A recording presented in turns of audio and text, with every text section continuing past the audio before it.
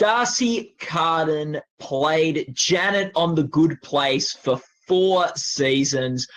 I'm Matt Noble of Gold Derby, here to ask you, Darcy, what were the top 3 moments of your life on The Good Place? Go. Okay. Hi. Hi. Jesus. No, just kidding. Okay. Top 3 moments. I would say, I know right off the bat that probably most of them weirdly involve Ted. Okay, I've got it. One was in season 2, there was an episode called Michael and Janet. And we had a scene where I was basically asking him to murder me. Hilarious. If you don't know the show, it's like, what are you talking about? And he is looking for all these reasons not to. And then he finally sort of admits the reason he can't kill me is because he considers me a friend. And I just remember that day, and like the whole day down to that moment of filming that scene was pretty special. It was a fun, Ted and I had already had a season together, and we were close friends. The cast bonded very quickly. We were friends at that point, and there was just something about getting to be with him all week, sort of just the two of us, like really getting to know each other and really getting to act with literally one of the best actors on the face of the planet, and certainly one of the best scene partners I've ever worked with. If not the best. I think all of the cast would say that he's just, from a different planet. He is the most connected, giving, supportive scene partner you could possibly ask for. And I don't know, there was just something sort of electric about that day. And I remember that scene feeling really good. It felt like we sort of like discovered something that we weren't planning on. And he's a giving person, and he's a giving scene partner. And when things feel good, he likes to like let you know, like, oh, that was good. And it's really, you like to hear that from him, like he's like no BS. So if something like went well, it's great to hear from him that it went well. So that day was especially fun. And also just, there's the on-camera stuff and just off-camera, like sitting in our chairs and eating snacks and talking about life and all that stuff that was a good day. Okay, there was another day in season 4.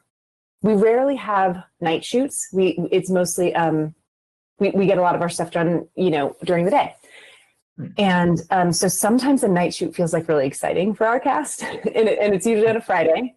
And we had a night shoot for season 4 that involved the 6 cast members and Kirby, Brandon. Who else was there? There was a couple guest stars there, and we were playing Pictionary. And in the scene, the Pictionary sort of comes to life and freaks us all out. But it was such a fun night. We felt like giddy and like high. Everybody was just we were giggling and we were messing around, and it felt like a party. And I remember Brandon Scott Jones, who plays Michael? No, certainly not. Yeah. His name was certainly not Michael. John. He's one of my oldest best friends from New York. And I remember during, in between one of the takes, we sort of like walked off to get a snack or something. And we like had tears in our eyes. We were like, this is the best. This is like one of the best outcomes. This is like, how did we go from, doing comedy theater on the bottom of a basement in New York to like getting to work on a show like this with this caliber of actor and people. And it was like a real kind of like, oh my God moment. Everybody was just having so much fun. Oh, Ben was there too that night. Okay. And then that was just like a fun, silly, giddy night where it was just 100% fun. And the other top moment was in the Redwoods for the finale. We shot, a bunch of scenes where Janet would take different characters, all the characters, not Tahani, through the sort of what do we call that thing? That beautiful It's not a gate. It's not a door. A door. It's an open door. It's a door. Yeah. You know what I'm talking about. Yeah, like portal or whatever. Portal. That's it. That's the word. Yeah. That day was like, oh boy, that day was incredible. It was like we had known that the show was going to end for quite some time at that point, like almost a year, I think. We were shooting that in August. So yeah, we were almost coming up on a year of knowing that this was ending. So there was and nobody was happy about that, although everybody understood that we were ending. So there was this huge buildup to the end. Everything was very special and precious, and every last moment was a big last moment. And there's, we're lucky to know that we were ending so many shows and so many situations that you're in, whatever it is, you don't necessarily know that it's the end. So getting to be aware that it was the end was like very special. And oh man, that location was just from a dream. It was so gorgeous and quiet, and the weather was perfect, and it was just incredible. Like, it was perfect. And we all were very aware of how perfect it was. Like, Ted, like I said, he really likes to like let you know. He's like, he'll like take you by the shoulder and be like, look around. This is where we are. Isn't it beautiful? And can you imagine this being like a better situation? And it just was so gorgeous, and everyone was having fun, but also, tears brimming over their eyes. And that day was awesome. I'll like never, ever forget that day. Whew. And when they called a wrap on Ted, man, there was some emotion. Well, so yeah, I don't know, but I can imagine. Right. You've got so kissing Manny wasn't there. Okay, one of those. So wait, okay, I thought you meant like so you mean no. top moment. You mean the actual top moment? Yeah. Thank you. Anyway, who else did I got to kiss a lot of people on that show. I got to kiss Kristen. I got to kiss Jason Mantzoukas. You got to kiss yourself. Yes, I did, and thank you for reminding me of that. That might have been it. That. Yeah, that was the top moment. I mean, I didn't even. Yeah. Go ahead. Yeah. No, I was going to say, taking you back to that last day. What was the last scene that you shot? When did they call wrap on you? So it was kind of strange. There was almost like two wraps, because there was the American wrap. So my wrap was Kristen and I had a scene where she was walking through the door, and I say to her, I'm kind of asking her like, I wonder what's through the door. It's the only thing I don't know. And I say like, I hate to see you go, but I love to watch you leave. Like, that was at my real last line of the show, and it was my real last scene in America, which is a weird way of putting it. So we because so much of the crew wasn't coming to Europe with us, and so much of the cast wasn't coming to Europe with us, that felt like a good ending and a real wrap. And then 2 months later, Kristen and Will and a small crew went to Greece and Paris, and which was, I mean, God, how lucky am I? If you think back to that finale, those scenes, I mean, I truly have like one line in each country. I pop into Paris and I pop into Greece, but I'm so lucky that Mike and the writers, wrote Janet into those scenes, because I got to go on a really fun vacation with my friends. So my real, true last worldwide wrap was on the Lovers Bridge in Paris, when I pop in with some, what are they called? Candy corn, flossy, sugar, cotton candy. Yep. There you go. Yep, that's it. You got it. And I pop in and I say he wants to go to Six Flags, and that was my real last scene. And and Will and Kristen wrapped then as well, and it was very emotional and beautiful. We're standing over the water on this bridge and in Paris on a gorgeous day, and it was beautiful. I mean, I don't know if you can tell, but I really like the show, and I really like these people, and I really have good things to say about the experience in general. The question about top 3 moments, like I could do top 3 moments from like each episode. There's so many good memories, and it was always truly always a great day, always a good day at work, like unbelievably fun and just like a wonderful 4 years. Can you sort of compare what was going on in your head on the show as it's wrapping compared to that first day you came in and they yelled action? Oh my gosh, I was nervous. I was nervous. Like I it's not that I hadn't done TV stuff before. I had, but I don't know. This felt different. This felt like I had to like set the tone, my own tone, or I don't know. I was in my head for sure. Also, Janet is such a strange character that I wasn't exactly sure who she was. And, I think even Mike Schur and the writers were kind of figuring out who she was. So I really wanted to get it right, but I wasn't sure if I was doing it right. It was like, let's see if this sticks, or I'll throw this against the wall and if this feels right. The first thing I shot was in Tahani's house, the big mansion. And it's actually weirdly a scene that got cut. It was a scene where Eleanor calls for Janet. Janet pops in and Eleanor asks about why she isn't feeling drunk. And Janet says, oh, the only way you can feel drunk is if you like want to be drunk. Otherwise you can just drink all night and not get drunk. To which Eleanor says, great, and gets drunk. So that was cut. So it's funny to think back on that. You know what else was funny about that is Drew Goddard was directing that one and Mike Schur was on set, and they had on their iPhone blocked it out. So they played, the two of them played Eleanor and Janet, and they went through the lines and the blocking and like the camera angles and showed it to Kristen and myself. And I was like, oh my God, they're going to do this for every scene. Like, is this how a real TV show works? Is they play the characters? It was I was playing it cool. Like, yes, of course. I'm used to this. But then they never did that again. I think it was just, dotting their I's and crossing their T's or whatever.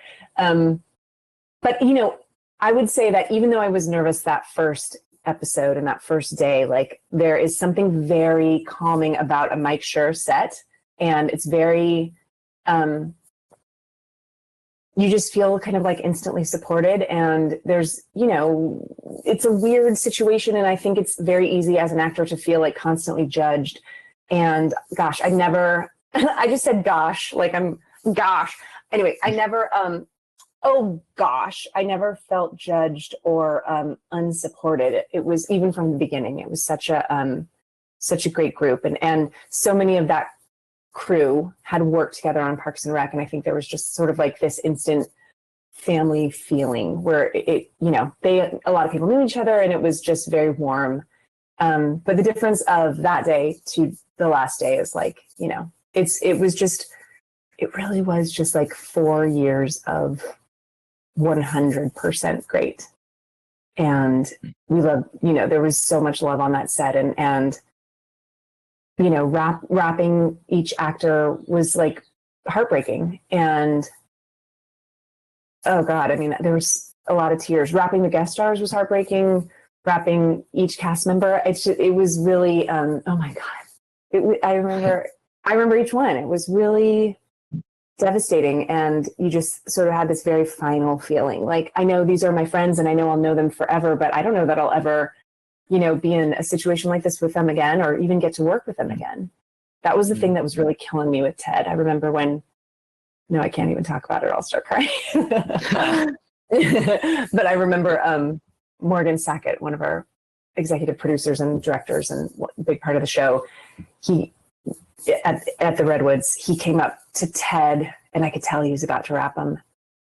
And I gave Ted, like, we were sitting on that bench, and I gave him a big hug, like kind of, I was behind his back, like wrapped around him. And I was like, I felt like a little kid. I was like really crying because I just kept thinking, I got so lucky to work with this man who is so wonderful and has made all of us, the cast and everybody that works with him, a better actor, a better person, lucky to know him. And I just kind of had this like sad feeling, like, I don't know if we'll get to do this again. Who knows,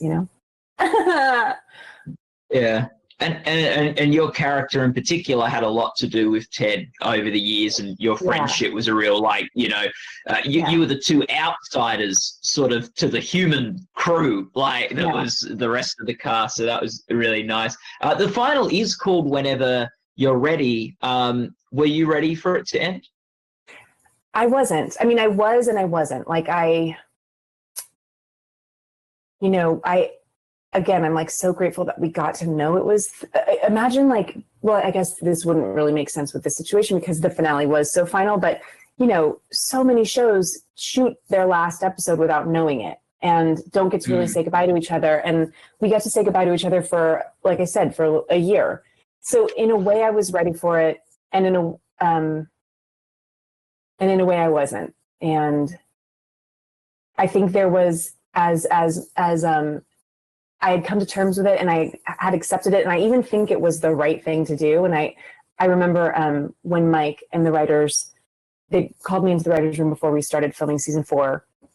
And they pitched me this season, told me what it was going to be and what it was going to look like and how it was going to end. And that was really when I realized, like, oh, this is a perfect ending. And this is completely the right time to end it. And I totally, I am on board with this.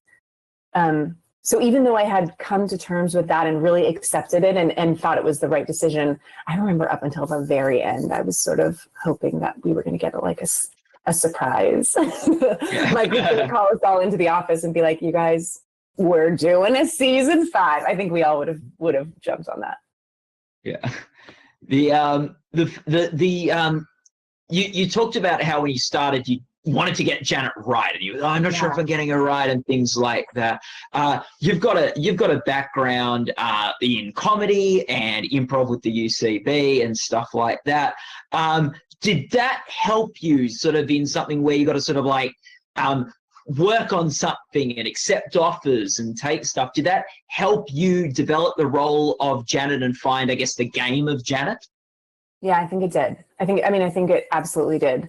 There's something, coming up at UCB, which is, if you don't know, it's the Upright Citizens Brigade. It's a comedy theater in New York, and there's one in LA. And I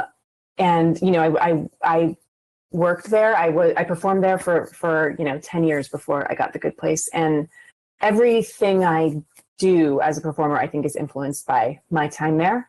I mean, by the way, I still perform there all the time. I have a show there tonight, over Zoom. Anyway, but there's something of you when you do improv and sketch and all that stuff, but especially improv, you kind of have to learn to like trust your gut. Like, so like,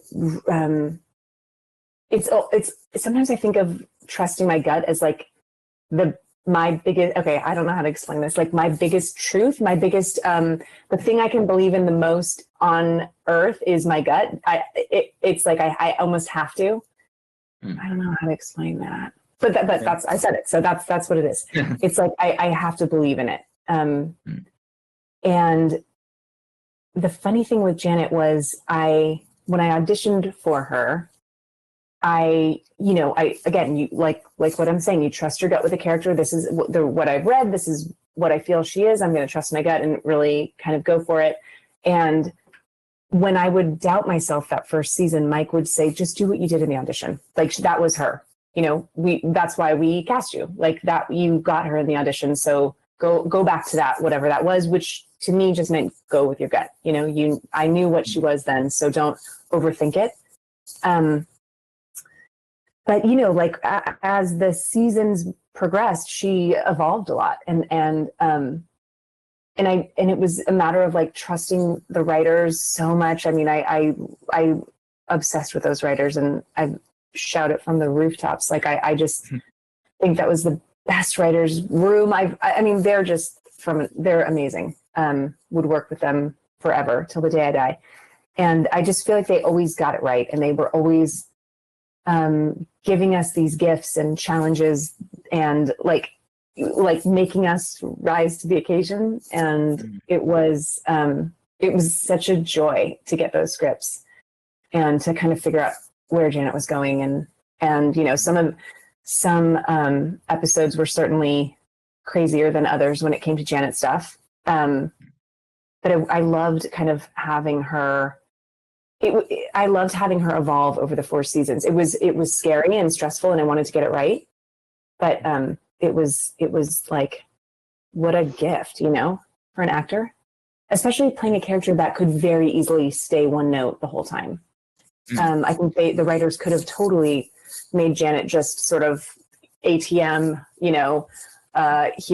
here's information and pop in and out, but they gave her so much to do, which was, like I said, like just a gift as an actor. Oh my God. Oh my gosh.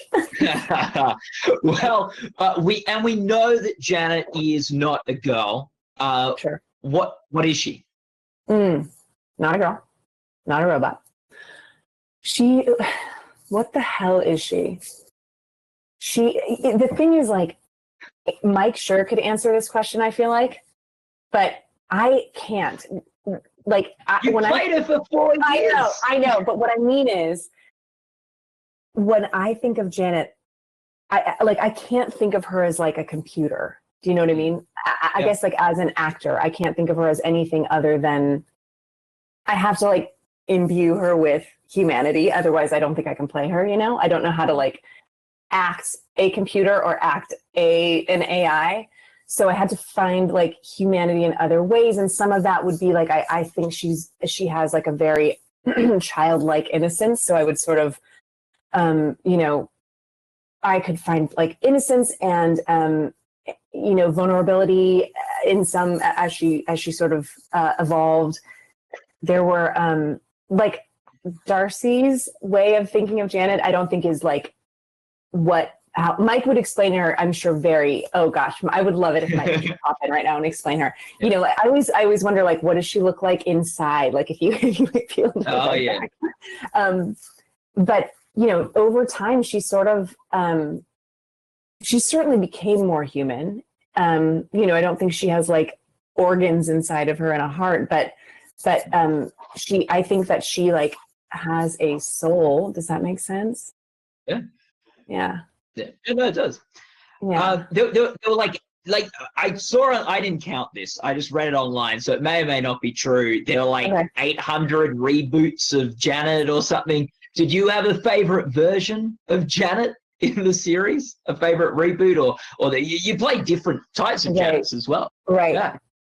I mean, I have a soft spot for just regular old, Janet. Of course, I love playing Janet. I love it. Feels very natural, and I even just like walking into my trailer and seeing the purple suit every day, I would be like, I'm home.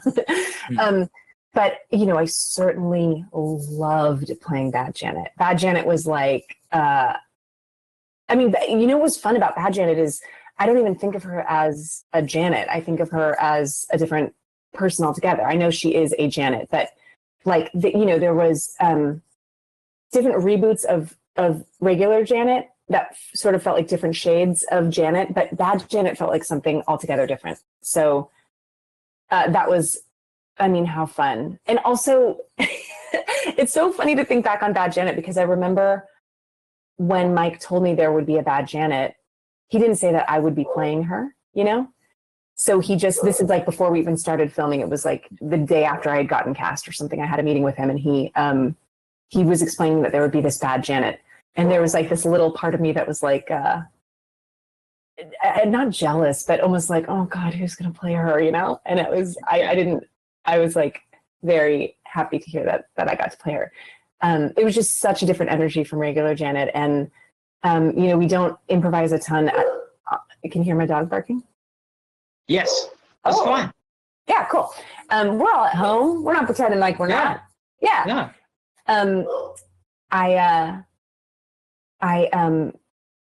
Okay, hold on. I have to like focus and not. Yeah. We were talking about Bad Janet and improvising. So yeah, it was not a heavily improvised show, and I guess because the plot was so dense. It's like there's not a lot of room for improv in those scripts. It's like we're on a mission. But with Bad Janet, the directors would always like kind of let me go a little bit, which was really fun. just like a fun little, Bad Janet was a blast to play. There's something fun about every Janet. Even neutral Janet, even though there's nothing to her, it was very fun to play her. There was fun to like figure out how she would walk I loved it all, man. And then, not to mention getting to play the other characters, the other, my classmates was just like cuckoo bananas. So fun. Oh, yeah, and that episode got nominated for a writing Emmy last year, which is very exciting. You guys made it into the best comedy series race at the Emmys, which was also super cool. And lovely thing to happen towards the end of the run of your show after putting years into work for that. Darcy, thanks so much for chatting with us today. You've also, congratulations, you won our Gold Derby TV Award last year for supporting actress. I think you won the last 2 years. So you're on a bit of a run. It really does mean a lot to me. I've told when I see Gold Derby people at events, I always really want to like let them know how much it means to me.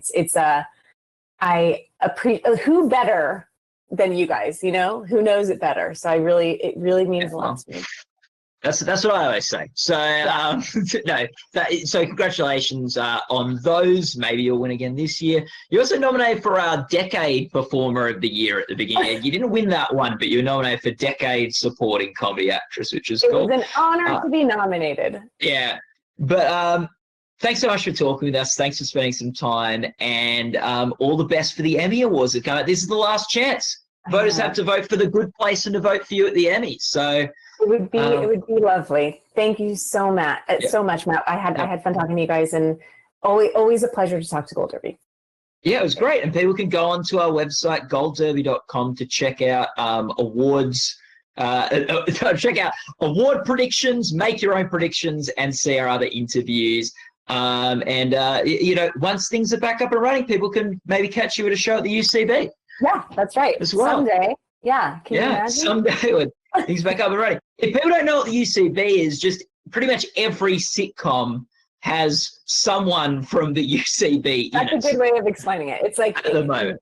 A handful of your favorite performers on television are from the UCB. Just look it up. Yeah. Okay. Matt, it was a pleasure. Thank you so much for talking to me. So great. No, thanks for talking to me. Okay, bye.